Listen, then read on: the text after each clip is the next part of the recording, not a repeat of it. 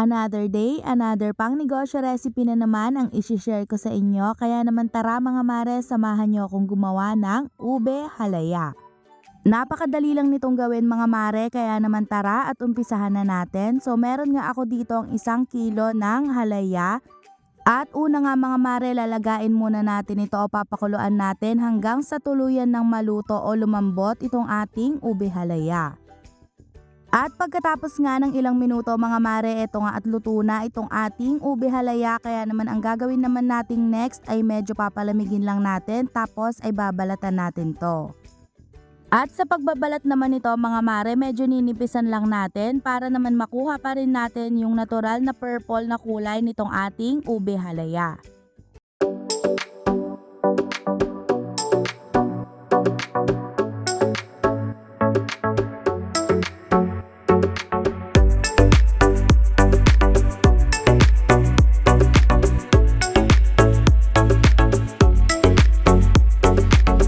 After naman natin yung balatan mga mare, ay gagadgarin naman natin yan gamit itong ating gadgaran o pwede po kayong gumamit dito ng food processor.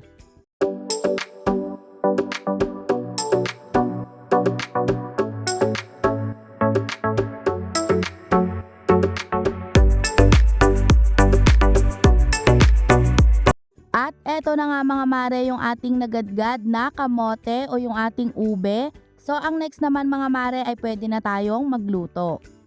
Dito sa ating pan mga mare, pagsasama-samahin lang natin yung ating condensed milk, 1 pack ng gata o yung ating Coco Mama, and yung ating 1 can ng evaporated milk at 1/2 cup ng sugar. Pagkatapos naman ay haluin lang natin itong mabuti mga mare hanggang sa mag-well combine na yung mga nilagay natin ng mga ingredients. Saka natin ilalagay dito yung ating ginadgad na ube halaya. At pagkatapos naman mga mare, hahaluin pa rin natin ito ng mabuti hanggang sa mag-well combine naman yung ating milk mixture and yung ating ginadgad na kamote.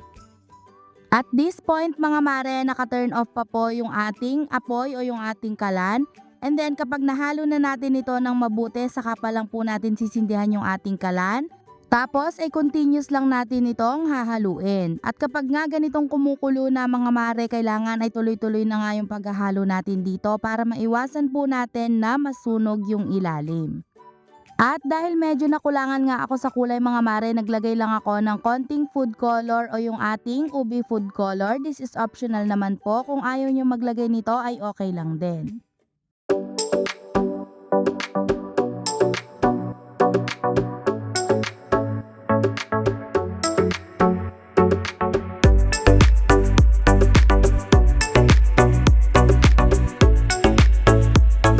At after nga ng ilang minuto mga mare, mapapansin nyo na medyo lumalapot na itong ating ube halaya.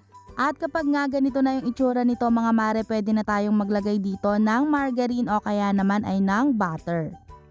At ang nilagay ko pala dito mga mare ay margarine dahil hindi po available ang butter. Pero kung butter naman ang available sa inyo ay okay lang din po. At after po nating maglagay ng butter o kaya naman ay ng margarine, continuous pa rin po tayo dito mga mare sa paghahalo hanggang sa tuluyan na pong maging malapot itong ating ube halaya. At after nga lang ng ilang minuto mga mare, ganito na yung magiging itsura nitong ating ube halaya. So okay na yung ganitong luto mga mare, pero kung gusto nyo pa na mas maligat dito, pwede nyo pa itong lutuin for another 10 minutes. Sa akin mga mare, okay na yung ganitong luto sa halaya, kaya naman papatayin ko na yung apoy and papalamigin lang natin to ng ilang minuto bago natin ilagay o i-transfer sa ating mga lagayan.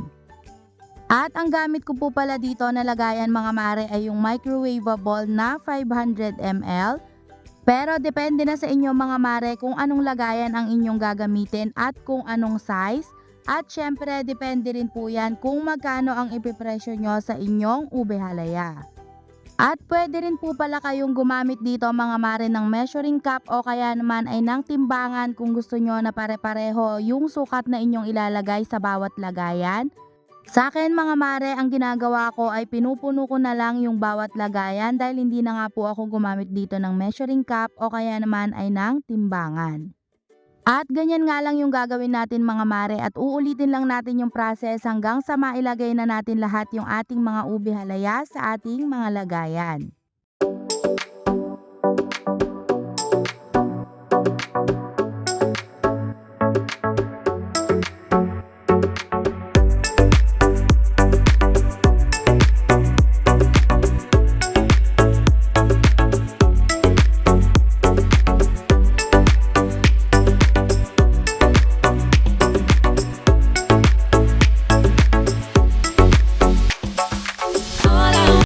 At eto na nga mga mare yung mga nagawa kong ube halaya. Bali nakapaglagay po ako sa 4 na tub ng 500 ml na ube halaya. At para naman po mas lalong sumarap yung ating ube halaya, maglalagay lang ako sa ibabaw ng cheese. This is optional naman mga mare, pwede kayong maglagay at pwede rin namang hindi. At ganun lang kadali mga mare at meron ka ng pangnegosyo recipe na madaling gawin kahit nasa bahay ka lang ay pwede mo na itong gawing pangnegosyo. At ganun lang mga mare, so next naman ay tatakpan na natin itong ating mga ube halaya. And para naman po mas maging presentable at mas magandang tignan itong ating ube halaya o kung ipang bebenta nyo to mga mare, maglagay din kayo ng sticker na katulad nito. At ganun lang kadali mga mare, hanggang dito na lang at sana po nagustuhan nyo ang ating pangnegosyo recipe for today. And thank you so much guys for watching and see you again sa ating mga susunod na pangnegosyo recipe. God bless!